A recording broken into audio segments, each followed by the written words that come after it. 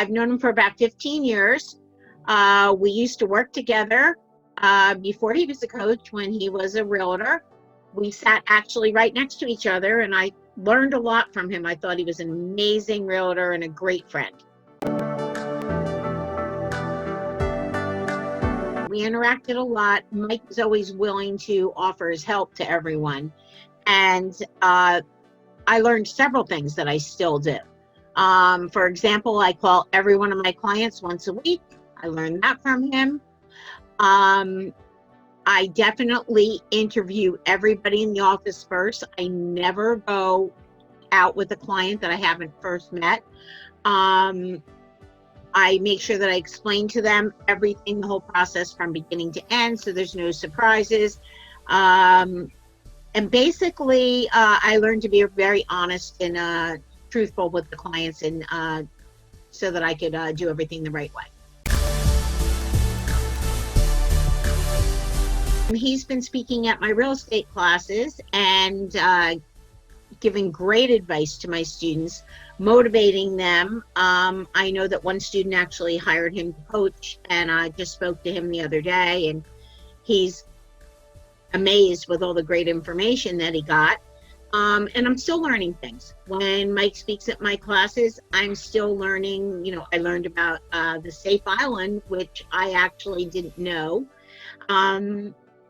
Just little things that I'm still learning. And the 10 minutes before the listing, I always did arrive at that, but I learned to take notes outside of the house and to act interested before going in. That's not something that I used to do. So I'm still learning every time.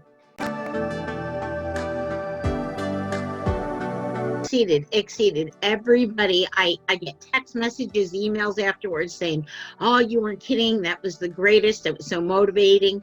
Because the classroom can be boring, even though I try to keep it active with a lot of stories.